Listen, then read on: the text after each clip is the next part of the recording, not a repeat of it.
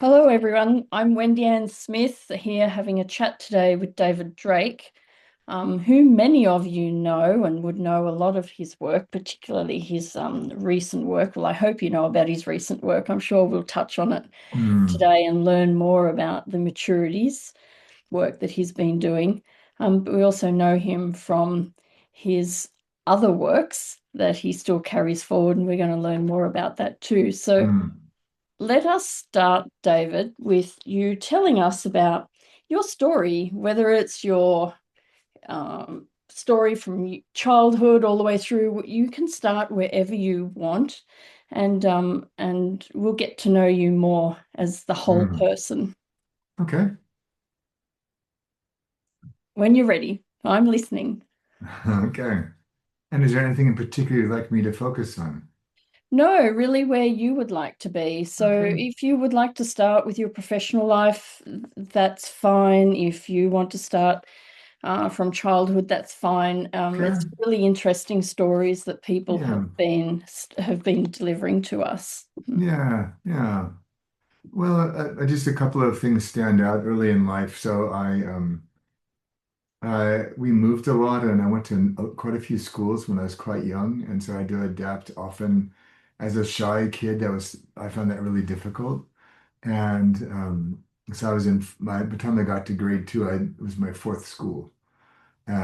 And so I think one of the things that offered me was a sensitivity to environment and recognizing how little we do in our society to look at our own development contextually Mhm. in terms of our environment, our space, the field we're working in. And so I think I was, as a more introverted person, I've always been really aware of coming and going and welcoming and departing and that sort of became this whole fascination with change just became central to everything I did across my life.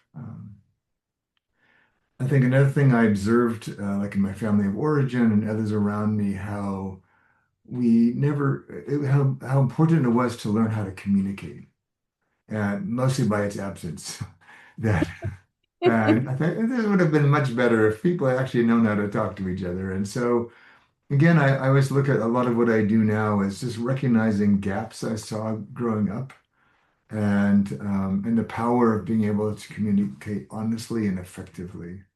Um, I suppose the third thing was uh, being able to recognize that we're each a unique human being. We get amalgamated into these strange sort of formations as a unique human. So you get to be Wendy-Ann and I get to be David. And some of that we can explain, and some of it's just really a mystery. Like, how did we end up like this, and what affected us, and what didn't? And so one of the things that stood out for me early on in my life is I was insatiably curious. I wanted to understand things, and I didn't like to be told what to do or sit in a box. So I'm a relentless creator. I am always curious, always sort of fascinated, always trying to understand more deeply why things are the way they are, how to make them better. I got into coaching through the side door. I did something I'd never have done ever except for that one time, which was I saw a flyer for a workshop on coaching in Santa Monica, which for non-Americans is a very wealthy, sort of hip community north of Los Angeles. And so I flew from Portland, Oregon to Santa Monica for this event. And when I got there, a couple of things happened. One was I loved the energy of the group, but I didn't relate to most of them. I didn't really like coaching or coaches in the beginning, especially in those days. But I liked the presenter a lot. And I said, I want to do what he's doing. So Mhm. I'll just give a shout out to Jay Perry. But back then there were no real coaching books. This was in the mid 90s.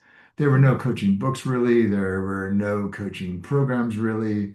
And so I got invitations to create some sort of essentially manager and leader as coach programs that we cobbled together through a variety of other things. And what I realized was that I liked coaching because it allowed me to bring all of my background. So by then I had two degrees and I got two more, which then created narrative coaching, but it allowed me to uh, transition to a new career in a way that allowed me a lot of freedom. Again, I didn't want to be in a box. I tried to teach in academia for 3 times and I gave up. It was too constraining. It was too conformist. It was too everything. And but I said, so I created my own intellectual path. I've written now, I think, 80 academic publications in coaching. I've written, my next book will be out in next month, and well, actually, this month, not June. Um, and it's all just this fascination with how do we understand how to help each other become better humans for ourselves and with each other. And coaching, I've taken a fairly non-traditional path through coaching. And because I see coaching as a way of life more than anything.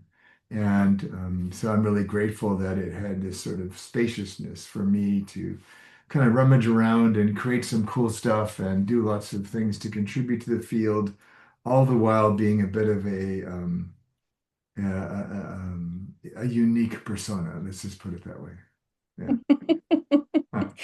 A little bit of rebelliousness. I like it. Yes. Not Yeah. being, not wanting to be put into a box. I can resonate with that. Yeah. So your some of the work you've done prior to coaching, you said Mm. you've got 4 degrees Yeah. now and you've been doing other professions and you've moved. I know you've been in Sydney, being Yeah. Australian. I know that well, even though we didn't meet there. Yeah. And so, would you tell us a little more about those? Because one, it's interesting to know people and where they've been and what they've done. And I think people sit and listen to that and go, yeah, that resonates with me, that I don't feel Mm. so alone on my own journey. But also I think it helps inform us about where we are now. And you've linked a lot of those already, but it's Yeah. nice to know where they landed as well, where Yeah. they began. Yeah, and like for me, I was interested in lots of things. So like the sort of fantasy when you're young that you're taught you have to pick a degree and you have to go do that and I got to college and I was completely lost and I liked lots of things um, and I remember, so I took a variety of classes my first semester, trying to figure out like where do I fit here? Because I was more of a systemic thinker even then, and I didn't get my dad was very successful in his work as an engineer and a leader, but he was gone all the time, so there wasn't a lot of modeling around how does one build a career, and he'd been an engineer since he was born, so I couldn't even watch him on that path. My mom didn't work in the early part of our life, but later had her own accounting practice. But again, she did that on her own. So I didn't have a sense of how does one become something. And I went to a small private school, which was perfect for me. And I took this introduction to sociology class with a guy that became probably my favorite mentor in life. And somehow I think I was quite ill. I missed the midterm, which would be like the middle of the year exam for people that don't work in that system. And so I had to take the midterm and the final on the same day at the end of Oh, the year. And so the chair of the department happened to be my teacher. Was also we became good friends. We were in the same running group. He went to my same church. He said, "I know, let's just grade them now." Well, I was like, what, 19? I was petrified. Now here's the chair of the department grading my exams, and I have to watch this. And I'm like, oh no. And I ended up getting like a perfect score on the final exam. And he said, oh, this doesn't hardly ever happen. So then I said to myself, as in the sort of immature logic you have when you're young, oh, I must be really good at this. I should probably So I decided to become a sociology major. mhm. And in the end, that intuition, and you think again about how so many of the things in our life are accidental or coincidental. So if I had just taken the exam like everybody else and gotten the results like everybody else, I probably would have not really um, grasped the significance of that. But because he was right there and validated how unique that was and really celebrated that with me. I thought, oh, okay, somebody took an interest in this, and so I ended up I loved that degree. It wasn't very useful directly as a career, but it was extraordinary and has shaped my path through coaching and made it quite unique. So for me, one of the, I think, errors that coaching made early on was wedding itself to psychology, Mm. which is nothing against psychology. I mean, it's an extraordinary, because we borrowed a lot from psychotherapy and there's a lot of psychological processes in coaching. But I think one of the major limitations which the five maturities work now addresses is we even though we recognize and often coach people like in a corporate environment, we don't really are not most coaches are not trained at all in systemic factors that are affecting their clients. Well, Mm. that's where I started was in sociology, the context for human behavior. And then, I had I'd grown up in a church. I wasn't very religious, but it was really an important part of our community. And so I saw the value of community. And so I was and I had a long history of ministers in my family, mom's family. And so it was intriguing. It felt like, again, a eclectic kind of career. One could do many things. And a lot of that was cemented. I worked and attended a small Presbyterian church near the university, got to know the pastor and his family.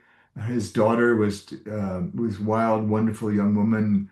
I sort of befriended her and her friends and became sort of an unofficial leader with somebody else of that youth group. And when I went back a year after graduation from college for a friend's wedding, I was sharing with somebody the people I was excited to see. One was this young woman, Amy, to see how she had turned out, right? And to see her family. And this person had this sort of their face went white. And but long story short, she'd been killed in a car accident like 2 days before I got there. And which was for me my first real full-on encounter with death of somebody significant to me. And it really, again, sort of increased my passion for um, helping people deal with change, helping people have honest conversations, people be present. The funeral had been the day before I got there, so I didn't even get to go to the funeral, so I had to create my own closure. Mm. But then, so I ended up going on to seminary and becoming a minister for a few years, but I was mostly doing work in the community and teaching. I left that because in the end it was too small of a world for me. But again, really powerful training on. I worked as a chaplain in a hospital in San Francisco the year after AIDS came the first time, so that was a whole thing. I helped start a homeless shelter. I was quite involved in a lot of different social action activities, which it gave me again this sort of how do we be human together in the social fabric? That was again a theme that was running through all this. Um, and and I had a lot of time did things like funerals for people, which I again found we didn't talk about death in my family growing up, and I just saw how hard that wasn't. No, that's not the right idea. So I said I'm going to create spaces for people to have difficult conversations, and that's what I've done my whole life. And if I fast forward to like, even just a few months ago, a story I now tell often in our classes is. Um, I never we create labels so we can sell things. Mhm. And people know what they're buying. I'm buying a doctor, or I'm buying time at a dentist, or I'm buying time in therapy or coaching. But in reality, then sometimes I don't want I'm not interested in my doctor giving me recipes for dinner, but, or, commenting on my haircut or something. I want them to be a doctor. And for something like coaching, if I can start to see these threads where I'm listening to people's stories in context. I'm looking at the social narratives that are influencing those stories, the social narratives in which they're living. Interested in how they're making meaning and purpose and sense out of what's happening.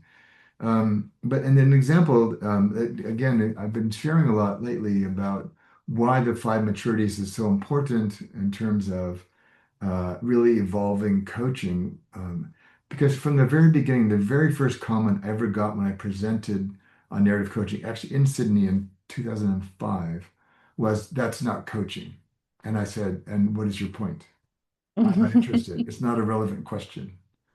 And I said, A, it's just showcasing what you believe coaching is. I don't share those assumptions. And B, it's the wrong question because my commitment is to my client, and I will do whatever it takes within integrity to help support their journey. And so I will, in my work, because of all the different backgrounds I've had, I will morph and play a number of different roles across the conversation. Yeah, Just as I listened to your stories, one of the first things I heard was about you moving around a lot. And yeah, so there were a lot of endings and new beginnings, but it kind of sat with me on the endings. And yeah, then a number of places throughout your story here, there's been these endings and how, yeah, even death is an ending and having yeah. to move through that. And even changing careers is there's an ending. And Hmm. I just think, I wonder if we sit in endings enough, if we process endings enough, if we prepare for endings enough, and then sit with it in it, and then on the other side and learn from it. A bit hard to learn from death if you're the one who's passed on, but for Yeah. those people We around you, don't know, but maybe. no, we don't. But I just wonder about if Yeah, there's enough enough of us sitting in the endings work. yeah. And what do you think about I, this? I, I would totally agree. The answer is no. And I think like for me, I've just noticed lately more and more permission people feel like on LinkedIn to share about dying and death. I think Mm, it's become a public space for which I think is extraordinary. mm, And I find actually they're often the most interesting posts. mhm, Um, and the story I was going to share makes this point because I was giving this example to people to free their minds about what coaching could be. And I shared this example of a woman executive that I was coaching who was very put together, very accomplished, really one of those clients we always enjoy because they do their homework, they really are reflective, they're really trying to get better. And she showed up one day for a session. This was an in-person session, just looking awful, which was very, I said, so of course I had to ask her, like, what's happening? And she said, my mother died this week. mm, And I said, I'm really sorry. Would you like to talk more about that? And she said, well, this is a coaching time. And I said, well, that's okay. mm, And she said, yeah, we were really close. The death was really unexpected. So already we've got two things that are working, are challenges for her. But then mm, she said, I'm the oldest in my family. I'm the leader in my family. So I've been tasked to do the funeral. mm, And she said, but I don't go to church. I've never done a funeral. I've been to a couple, but I have no idea what that means. And so I'm not sure what I'm supposed to do. To paraphrase, I said, this is your lucky day because I used to do lots of them. mm, And she goes, really? And explained very briefly my past. And so we used the entire coaching session to plan her mother's funeral, down to the mhm, music, the outline of a eulogy, how to mm, manage the politics of her extended family, mm, what was important to her about her mom, what it meant to lead a funeral, and blah blah, and how to get help. And and then she took a bereavement leave for a couple of weeks to do all that, and then she came back, and we had another session, and she was a changed person, even when she walked into the room. And I mm. said, so tell me about that experience. And she shared a lot about, the experience, but the sort of the headline for me was she said, in essence, I learned more about leadership in those 2 weeks than I have in all the leadership programs I've been to in my job. Amazing. Hmm. To your point, because leadership programs are always like, let's go do this, and here's a new Yeah, theory, and here's new, and he said, yeah. but this was about none of that. This Mm, was all about dealing with emotion and relationships and history and bad blood and this woman, her mother was kind of the matriarch of the clan, so then there's all this rearrangement, and she said, I thought I was just doing an hour-long service, but I was actually shepherding an entire ecosystem to readjust. yeah. And she said, we said, I don't know if, and yeah, we did courses on change management and change. Mm, She said, but we didn't really talk about endings. We talked about moving change forward, right? exactly. To your Yeah. point, right? Yeah. And so for me, one of the hallmarks of my work is to help people to, I think also to your point, to slow down what is actually happening now? What do you actually need? What's Mm, this moment actually trying to show you? And I find oftentimes coaches, one of my most common pieces of feedback for newer narrative coaches is to invite them to stop coaching. He said, you're missing most of what's actually happening here because you're trying so hard to do a good job as a coach. to be something. Yeah. Yeah. But I said, there's a lot happening already. And I said, if you just quiet yourself, you'll start to notice much more. Hmm. Hmm. Yeah. It's fascinating and it's true. And just as well, you've criticized psychology, and that's okay. I'm a psychologist. Yeah. Although I've always had a systemic mindset Hmm. to the work. I find it fascinating about the criticism of psychology, and it has to makes me sit and think about that individualistic perception that people have Mm. around psychology. And I go, Yeah. wow, what am I missing? Because I've never kind of really had that mindset. Mm. Um, but also there's the fact that in the early days, it just made me think about my early days when I was an intern psychologist working in a private psychiatric clinic. Mm. And alongside that, I was also a coach. In fact, I was a coach about 12 months before I began my internship. Okay. And I think as I studied with Tony and Michael at University Mm. of Sydney. And so Yeah. um, for me, it was like, well, how do I partition this? I'm not really sure. So I went just with what was natural without thinking too much Mm. about it, that I'm working in that space clinically, keep that there, and I'm working in this space coaching wise, and that means I've got to be forward. I've got to be forward. And that was the Mm. only way I could in those early days is differentiate between the two and keep them all in their space. Yeah. Not that I don't think that's necessary, but it Yeah. was for me at the time. Sure. And I don't think that we need to be working that way with coaching. And I agree with you. I think it'd be great if we could learn to be with what arises at the time, so long as it's within the bounds of your capability. Yeah. Yeah. Yeah.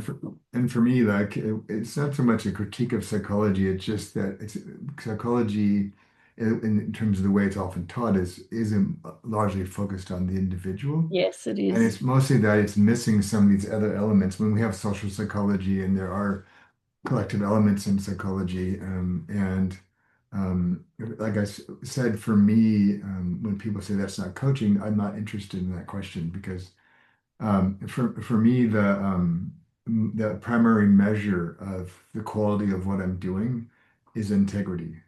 Am I in Hmm. integrity with myself? Am I only doing things I'm qualified to do?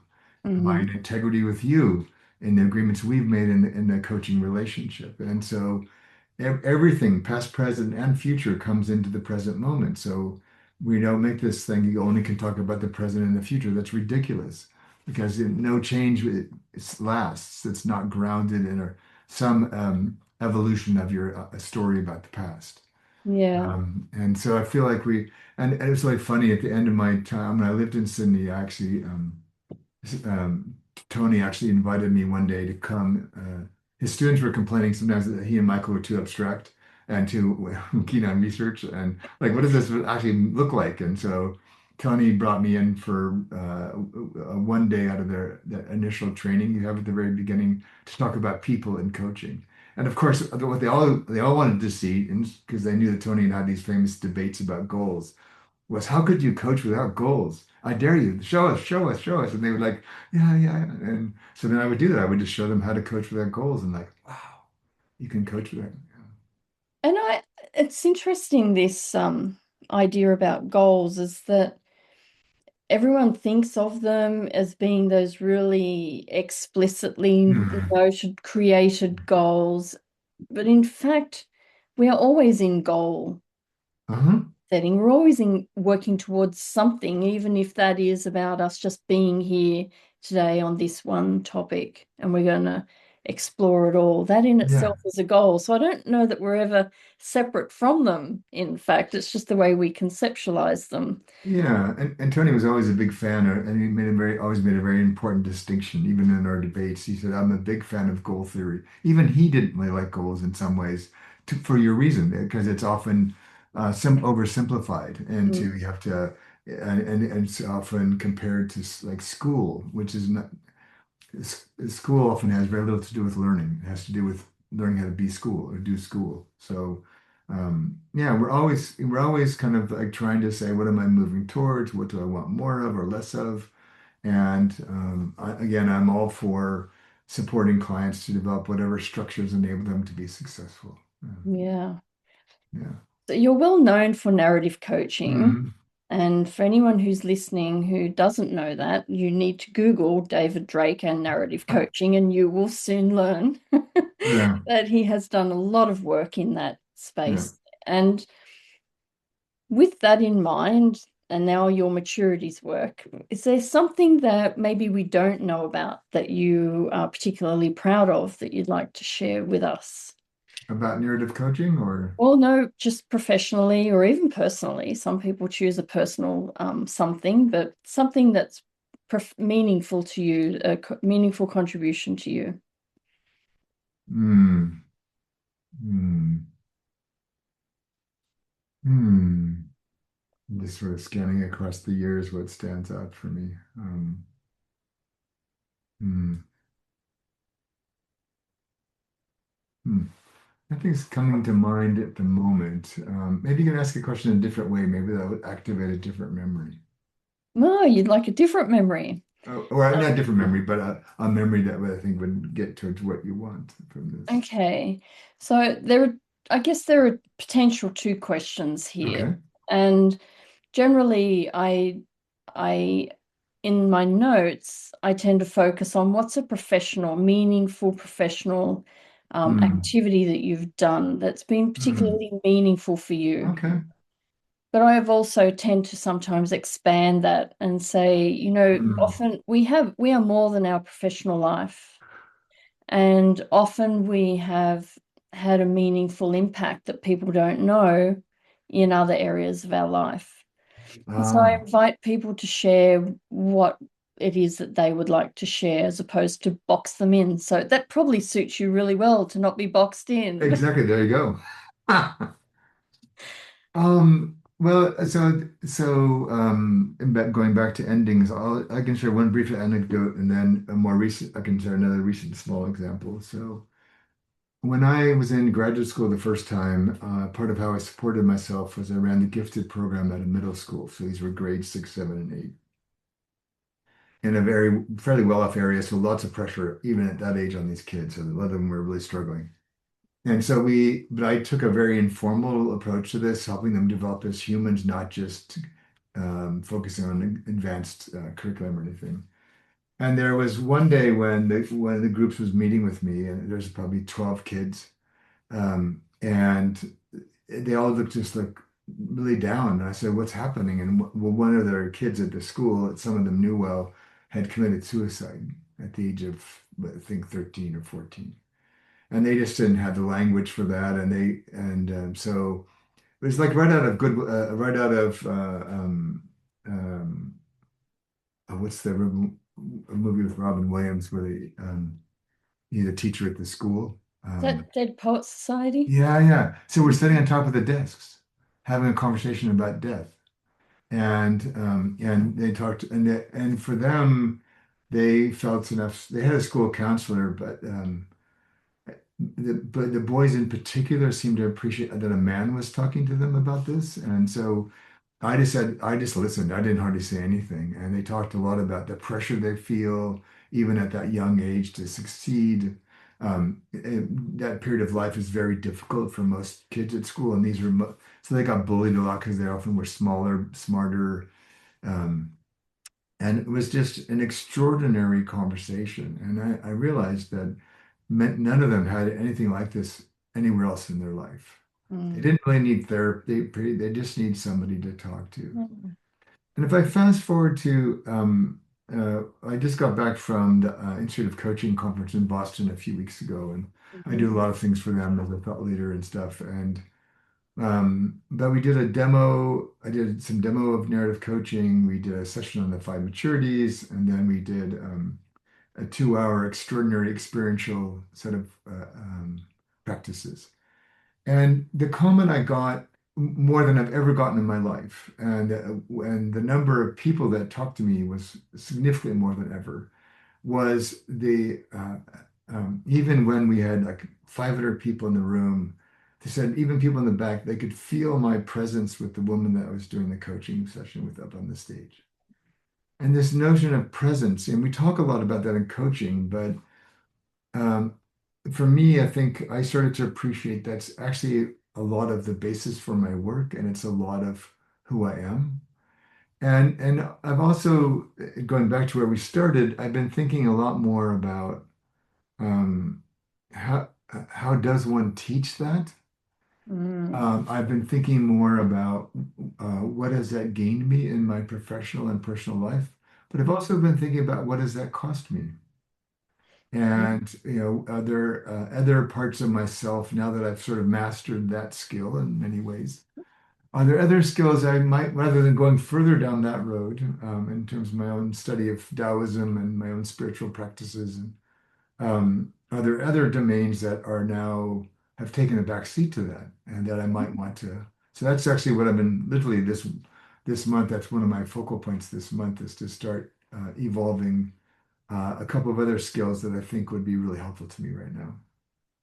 that's really interesting about what came to my mind is what may have been dampened down by my ever increasing capacity to be present. Yeah, yeah, So I was thinking about it not what you've lost or don't have, but maybe what it's covering over now and it's not coming alive when it yeah, might normally come alive. yeah. So I think my inner rebel is coming out more now again. Nice, it's working for you. It is, yeah. And turning some of that inward presence into inward to myself. What do I need now? I just started a new relationship a couple months ago, and sort of noticing myself showing up very differently than the past, and just kind of like what's that inviting me to pay attention to now. And I've taught for 30 years, and I've stopped doing that for the most part, and I want to focus on projects and some other things to address some of what we're facing in the world. And yeah, so just kind of exploring kind of where that presencing would take myself. Hmm. Yeah. Well, it doesn't surprise me at all that someone, or many people would experience your presence strongly in a lovely way, because this has always been my experience of you as well. Mm, I mean, we've met in person, but yeah. most of our time has been online, and it comes through even online, even when Mm, you're speaking at the Coaching Ethics Forum, etc. yeah. Your presence is always there, Mm, which is really interesting. It's lovely that people were able to pick that up yeah. in your coaching as well. Yeah. This is very affirming for me, and I really and a lot of these people I didn't know, and it was that and their appreciation for the five maturities. They said a lot about what people are looking for now. Yeah. Yeah. My next question is around ethical decision making, Mm, but I'm going to tweak it a little bit. okay. So I'm interested from the fact that you've studied theology Mm, and like everything else has its own ethics running through it. yes. And I'd like to know, and because I'm sure you've thought about it, how you marry that, how that works with Mm, your coaching ethics, your being mm, in the world ethics, uh, how yeah. that influences your decision making. Yeah, it's really interesting. So one of the roles I had, which was often not easy, but I was often asked to sort of moderate panels on difficult issues in church settings, abortion, immigration, death and dying, all the kind of the classics, the big ethical dilemmas that we all face. And one of the reasons that I did that was because I have my own views, but I don't default to simplistic morality, like this is eat bad and this is good. That's true of nothing in life. It's Mhm. all, and a lot of people wanted to play these giant morality trump cards, which I didn't find very useful, Mm. even if sometimes I agreed with them and parts of it. So one of the things that was really great about my seminary was it was in the Bay Area of California, and there was a union of 7 seminaries. So you could take a class from any of 7 seminaries, most of which were in Berkeley, which is, if you're at all Mm, familiar, is a really amazing place to study. And a lot of it was really grounded in philosophy. But I took classes from Catholic scholars, and I wasn't a big fan of some of their stances on things, but mm, their commitment to study and philosophy is extraordinary, and I really admired that. And so I think the way it showed up in my practice and in my teaching is as it showed up in those moderated panels. I used to get eviscerated by fundamentalists for how dare I leave opening anything that made, like, for example, abortion possible. mm. I said, it's a complex ethical conundrum. Yeah. And I said I side with more freedom because it's better for me, for the good of the whole, in my view. But it's also not carte blanche, just anything you want is fine. Mm, mm, And so what I think the way the way it shows up in coaching is I try to move away from simplistic aphorisms about this is good or this is bad. Like you should never, you should always have lots of great questions. Well, no, because if you have lots of great questions, that's a benign interrogation. Clients don't like that. You should never talk about the past. Well, it's BS to me. It's not helpful. And so, like moving away from some of the simplistic thinking in coaching that was part of coaching 30 years ago, and what I say in the book is that the world in which coaching was born is not the world we live in now, and it's certainly not the world that's coming very quickly. mm, And we need much more sophisticated critical thinking skills, like around AI. We need much deeper ethical reasoning skills and dealing with things at a contextual, social, systemic lens. This notion of I can live in my little bubble in the coaching session's over. I think even the notion of a coaching session's over in some ways. But so I think that like I said, I had never had a need for simplistic views of religion, but I think it's something humans have done since the dawn of time. And they first started looking at the sky, and you go all the way now to I saw a special on, I think it was on the James Webb Telescope, narrated by Morgan Freeman or thing on outer space he was doing, and he has that great voice. He said, near as I can't do this, but near as we can tell, the universe is I think it was like 17.9 billion years old, right? That yeah. your mind can't even comprehend that. No. And then in the billions of light years, it is big. Yeah. And I said, so for me, I come to ethics with a sense of awe, Mm, and a sense of reverence and respect. You can put names, religious names on it if that's important to you. That's great. Go do that. I don't need that that way anymore. mm, Um, but I think for coaches, to just get away from this sort of consumption of all kinds of coaching stuff. You mm, don't, you don't need all the 95% of that coaching stuff. What you mm, need is, can you sit with another human being who's trying to sort something out, trying to accomplish something, trying to heal something? Can you bring all of who you are and all of what you know in that context to help them move forward on that journey? And for me, having some rudimentary knowledge of ethic and and philosophy is just really important. mm. Otherwise, you get lost in in that moment in a Yeah. way that's not going to be as helpful. Yeah. Well, you've just given a great little promo for Ethics Beyond the Code course. There you go. Well done. Thank Yeah. you. You're welcome. Um, with all that said about how it shows up, has there been a time, and could you share with us an example of where you've actually been really challenged um, to be making a decision, and in the decision you made, and some people have shared circumstances where, they weren't the winner at the other end. Though in the long term, they see the win. In the short term, they see how it's hurt them in some way, but they still walked the line of the decision that they believed was the most appropriate at the time. So, do you have a challenge you'd like to share? A challenge. Yeah, I'm trying to think of one that doesn't involve other people, so that they didn't grant my permission to tell that story. So, um,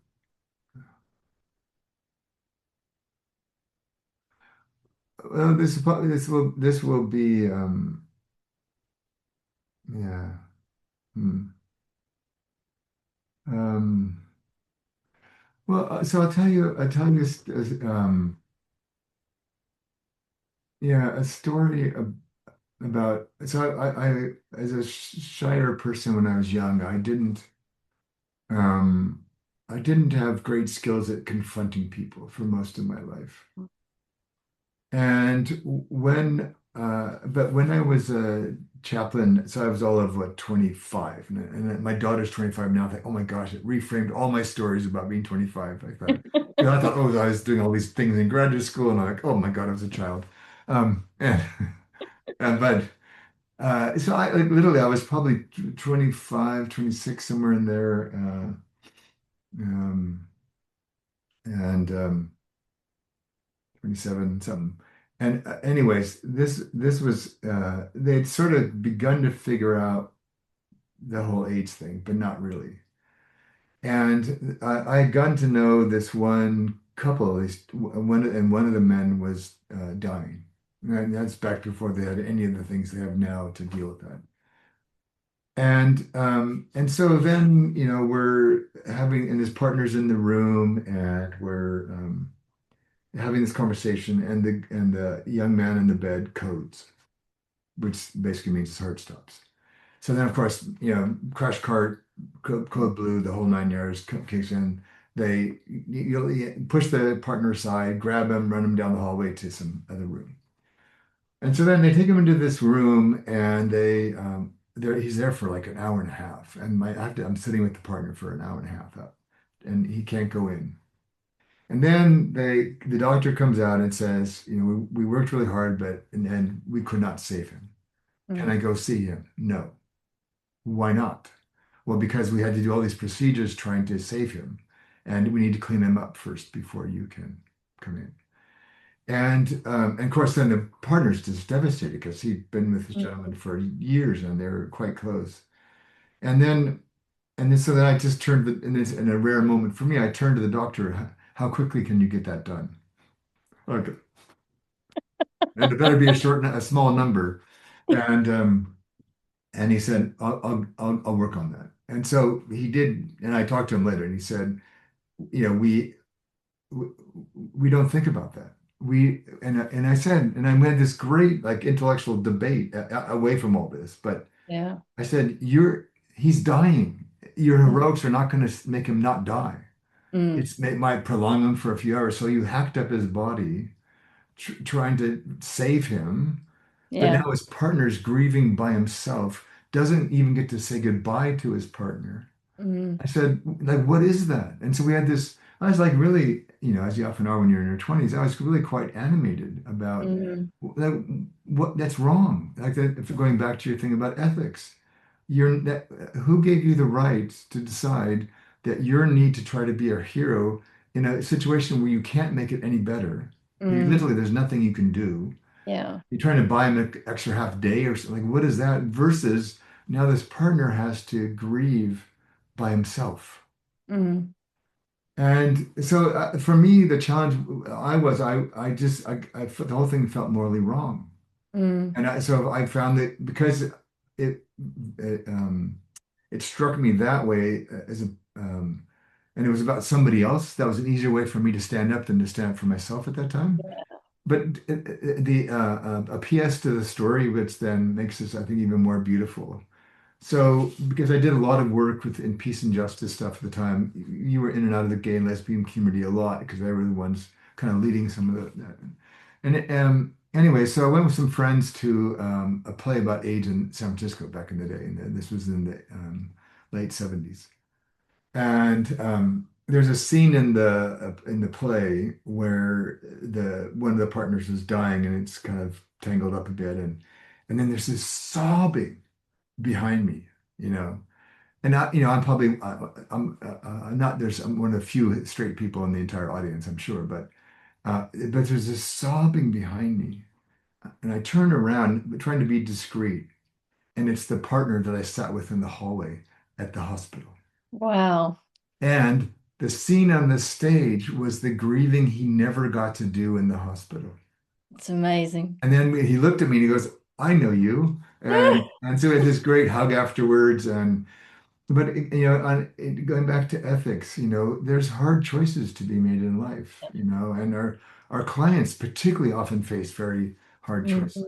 hmm And so, for me, in terms of your request, what I realized, which I didn't have then, I was too young in my 20s, but um, like I will confess, I've never taken a coaching program in my life. mm I've taught myself this through my PhD on coaching and through a bunch of other things. But a lot of what made me, I think, really good at what I do was not because I took a lot of coaching courses.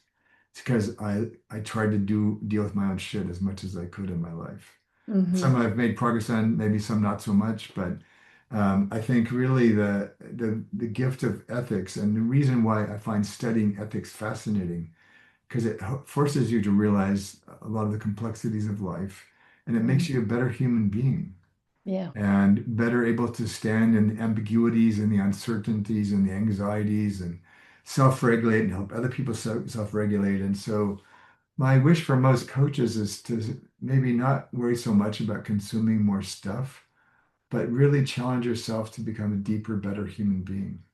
Because Yeah. that's what our clients actually really want from us in the end. Yeah. Yeah. And what's interesting is your story was that you were more easily able to Mm. stand up for someone else back when you're Ye- 25. I yes. understand that. I Yeah. totally, totally get that. Yeah. And but you also hinted at that you can stand up for yourself now and have done. Yes.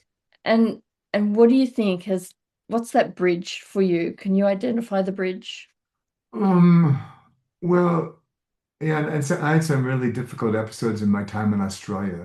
Mm, It's, you obviously can't classify it. Because of its history in many ways, which has some same unfortunate histories as the States around slavery and the mm. treatments of indigenous populations. And there's, ethics are kind of fluid at times in Australia, I find. And yeah, and I got burned by some of that. And so I think part of it was um, that without going too deep into my family of origin, Yeah. that was my way I got through was to create safer and better environments for others, and therefore by extension making it better for me. hmm And I think, but I also realized that was noble and useful and it's good in some ways. And there's times when you have to do the same for yourself. Yeah.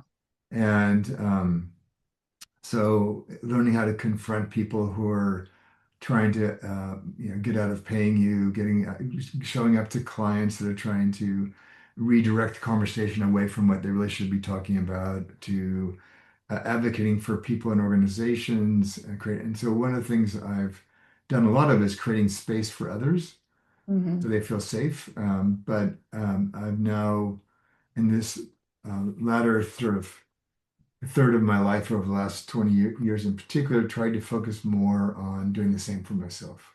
And I Lovely. think it's just because I think if you go back to just the simple overly simplified psychological explanation for this. Mm. As the oldest child, trying to help my parents grow up so they'd be better parents because they had Yeah. us, as you did back in the day when they were quite young. So hmm by the time my mom was my daughter's age, she had three boys. hmm I couldn't imagine my daughter with three boys. And so Yeah. my respect for my mother has gone up enormously over time hmm about what she pulled off with that. And my dad, as so many dads were in those days, were gone all the time at work, Yep.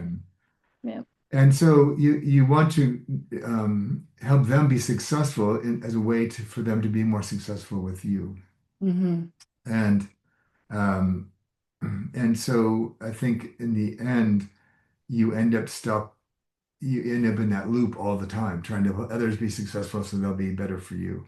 Yeah. And now and then of course then you bring people into your life, the narcissists and others who say, well, there's That's another way you could think about this. And they're the kings and queens of that way of being, right? Putting themselves first. And like, Yeah. oh no, I don't want that. And then, this is where my work with Jung has been so powerful. Like the shadow is huge. And I said, caring for others a lot, often its shadow is putting yourself first. Hmm. So I've over time, um, my biggest life journey is around how to put myself first more often Hmm. and care. Yeah. So Has me wonder how that's playing out with your wonderful capacity to be present, and now you looking into what's not there because you are able to be so present. Fascinating little bit of work that you're doing. I know. Yeah.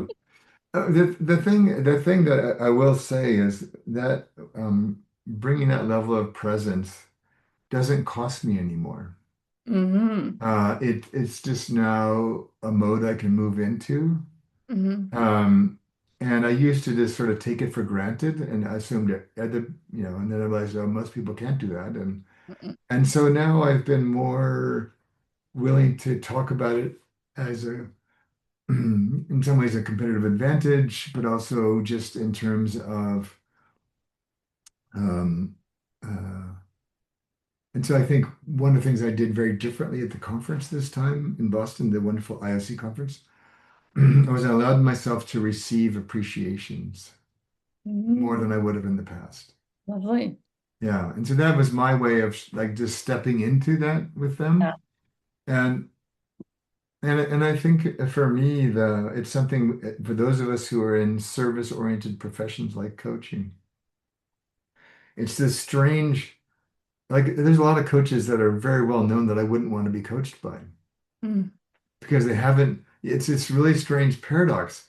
You're only going to make it if you promote yourself. Yeah. And we know a lot of people that spend all their time promoting themselves, and some may or may not be good coaches. We Hmm. know a lot of wonderful humans who are coaching, who are wonderful humans as coaches, but nobody's ever heard of them. Yeah, exactly. And so I think we're being pushed in two opposite directions. Mm. The field talks about, brand and all this other stuff, which isn't very interesting to me. And then we're taught you've got to be better with complexity and uncertainty, and you have to. And I feel like, and where the five maturities are going, and part of why I built this was even for myself.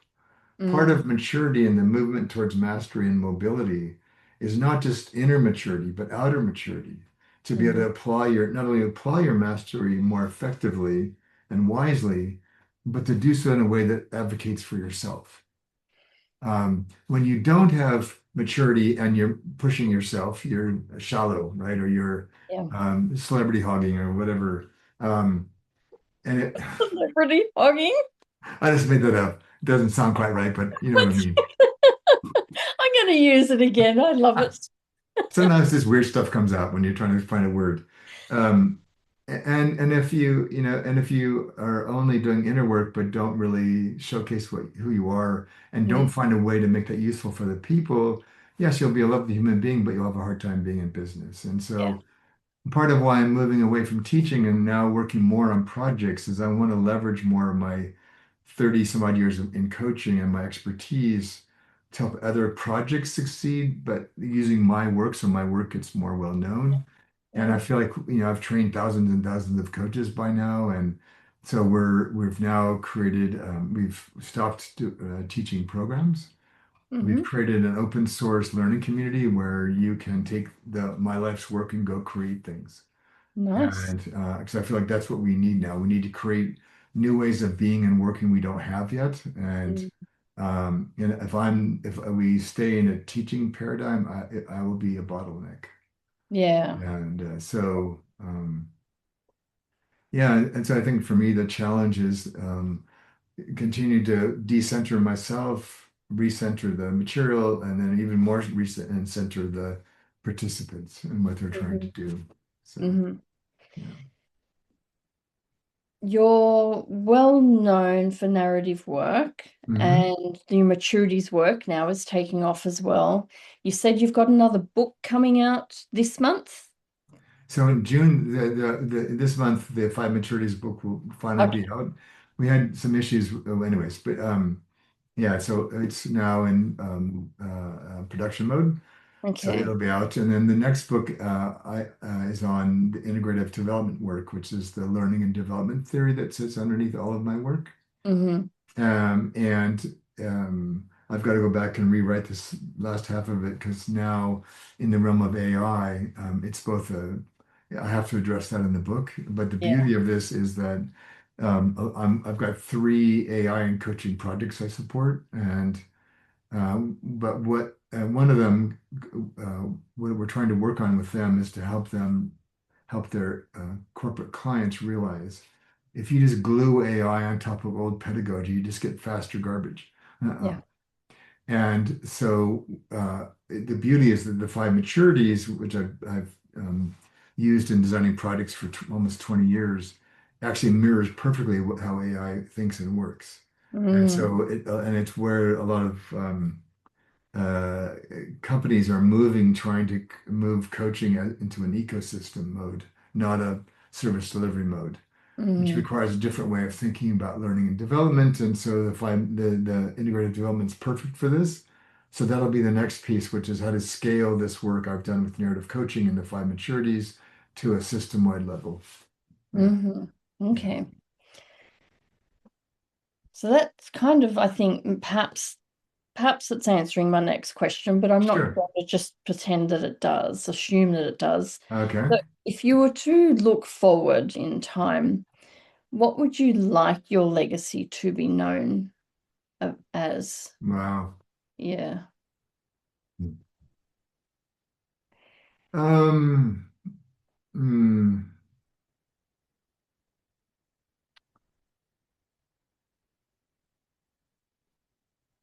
well, um,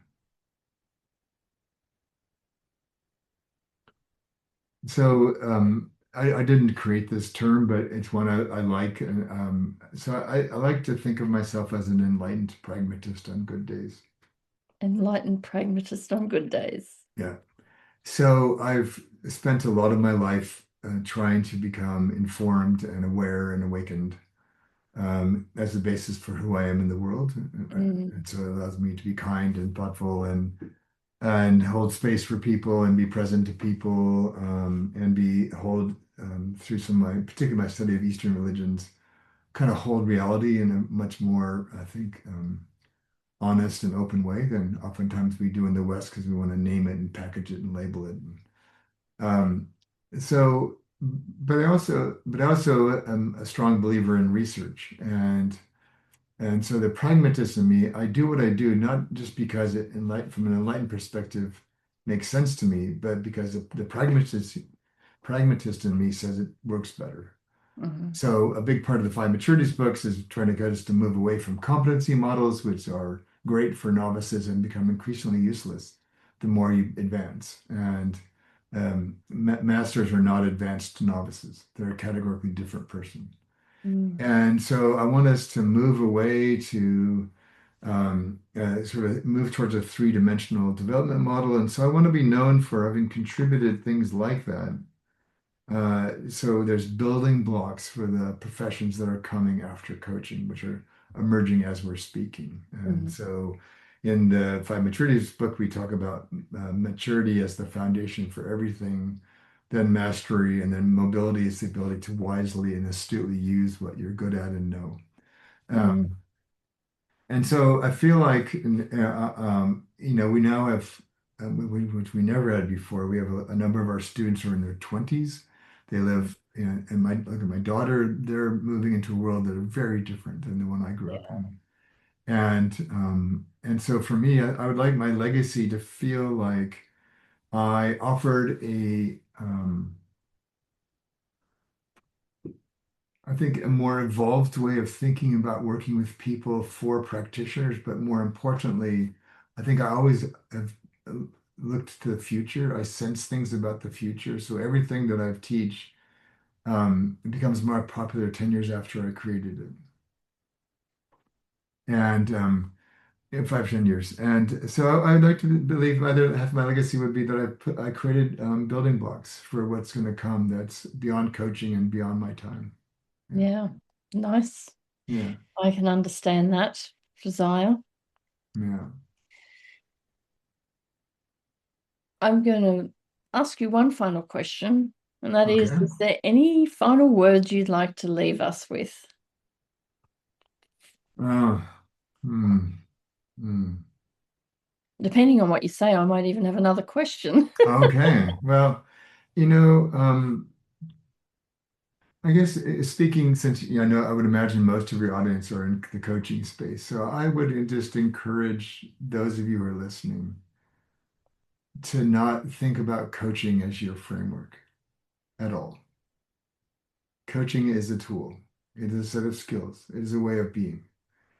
We live in a world that's in pain. We're entering into a part of the human cycle, which we've seen for thousands of years, that will be profoundly difficult for a lot of people, including many of us, and already is. Mm, And that the way in which many of you were taught as a coach is um, grossly insufficient for the world we're entering. And that we are all amazing human beings who are committed to the welfare of others. So my invitation to all of you, and to myself included, is to continue to challenge yourself. Let go of things that no longer serve you. Let go of assumptions or pressures to conform, and go create new things, because the world needs things and ways of being we don't have enough of yet. And if you stay in the coaching box, you'll be stuck there, and most of that will fade and is already being done better by AI in some ways. And our role now is we need to find new ways of being human together. And the path to find how to do that will include, but not be limited to, coaching at all. So think bigger, think beyond coaching, think beyond. I believe that we'll end up in these hybrid practices that are part therapy, part coaching, part social work, part activist, part OD practitioner, and find out what your true gift is, mm. and don't worry about what it's called. And so, like for myself, I might have a bit uh, more luxury to do this, perhaps, but I introduce myself to my clients as David. I don't put a title. There's no title that I could put on myself. It doesn't make any sense because they're all Mm, limited.